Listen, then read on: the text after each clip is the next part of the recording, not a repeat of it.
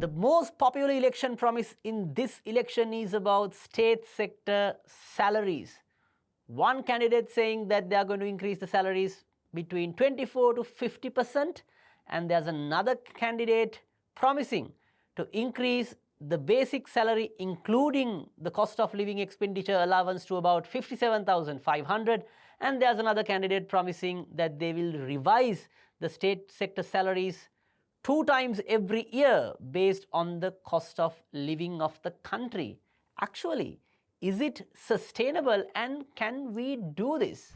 Of course, we can do this if we have the resources. Let's imagine if we are increasing the salaries by 10,000 rupees for state sector worker. We have approximately about 1.3 million state sector cadre at the moment. So that means every month we require about 13 billion rupees to afford a 10,000 rupees salary increment for the state sector. If you are increasing it by 20,000, that means about 26 billion. That means for a year, approximately, if the increment is about 10,000 rupees, we need about 150 billion rupees. If it's 20,000, we need about 300 billion rupees.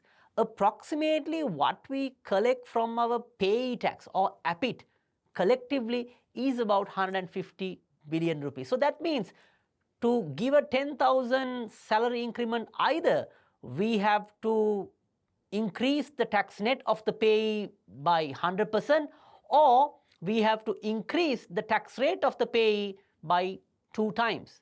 Or else what we collect from VAT is about 700 billion.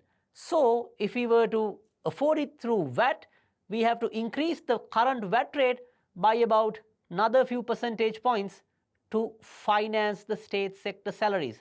How we can do it? It doesn't mean, of course, the state sector salaries are adequate for the current cost of living. But the real problem lies because our state sector cadre is very tail heavy or bottom heavy if you consider it as a pyramid. So as a result, what has happened is a lot of politicians and political appointees have given the job opportunities at the bottom of the pyramid level. Those are office assistants and sometimes drivers, and the only way that they can earn a better and increase their earning is by doing overtime. So as a result, we have a very tail heavy state sector cadre where from the entire salary bill, they are taking away the highest percentage. So if we were to really restructure, what we need to do is we have to cut down the state sector cadre who are at the bottom of the pyramid. Of course, there are only painful ways to do it. We have to offer a VRS system or voluntary retirement scheme and bring the cadre down. We have 1.3 million. The ideal number for a country like Sri Lanka would be about 600,000 to 800,000 state sector cadre. And of course, there are teachers, there are triforces who are in this cadre, which the restructuring is quite complicated. And of course, especially the defense forces takes away a big proportion of the entire salary bill. So this restructuring is quite complicated, and on top of that, most of the candidates are also promising tax cuts. And when you are trying to increase the salaries of the state sector, there are only 3 ways that you can finance this.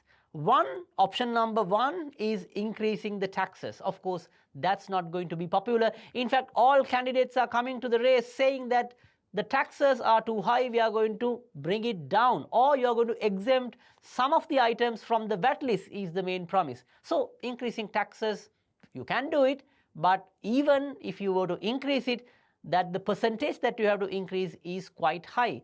The second option is you borrow it from the market.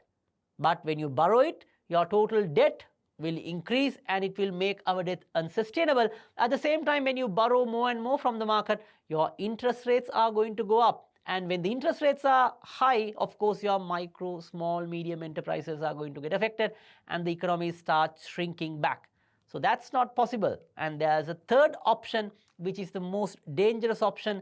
According to the new Central Bank Act, you cannot print money, or the treasury cannot borrow money from the central bank without impacting the interest rate. So if they really want to do it without increasing the taxes, without affecting the interest rates, they have to amend the central bank bill and print more and more money. Of course, then the interest rates will remain as it is and we will not have to increase taxes, but of course the inflation will start ticking up, and that would be definitely a recipe for another disaster.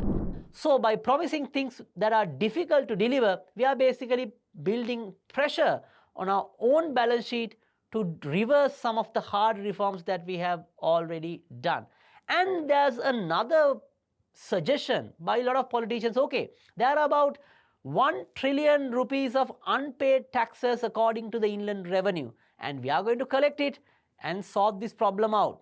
Listen, this is not going to be a very healthy and a reasonable solution for this problem, because it was the former Director General of the Inland Revenue and the President of the Chartered Accountants basically mentioned out of this 1 trillion rupees, most of them are pending cases because of the tax assessment issues. So basically when these assessments are getting cleared, we will not be able to collect 1 trillion rupees. Of course, there's a leakage, there's unpaid taxes, but it is not adding up to 1 trillion when the assessments are coming to a close. And at the same time, these assessments generally take a little bit of time, but the requirement is to find money now. If we were to increase the salaries from January, the money has to be in the account from January, December.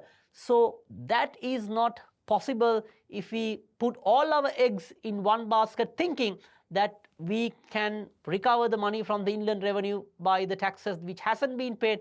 Of course, that's not going to go well. But it doesn't mean that many politically connected business people have already paid taxes. Definitely not. There has been many tax evasions and they have taken loans from state banks and they haven't paid it back. So of course that has to be collected, but these are things that cannot be done in a short period of time. So by promising that things cannot be delivered, we are basically pressurizing our own selves and we are deviating from the reforms that we have been continuing, and that will basically drift us away from the stability. So if any candidate is serious about increasing the salaries of the state sector, of course I think they deserve because of the cost of living, but the only way that they can do it is by reforming, restructuring the entire government cadre. That requires political will, and we hope that our politicians will have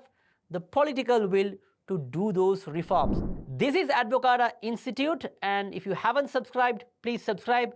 We are also on Advocata Plus, our Sinhala channel, and Advocata Kural, our Tamil channel. See you next week. If you are interested in seeing more content like this, don't forget to like, subscribe, and follow Advocata on all social media platforms to never miss out on our latest content. Consider supporting Advocata by becoming an individual subscriber. Gain access to our weekday media monitoring of economic news, exclusive Advocata events, and more. To learn more, visit us at support.advocata.org.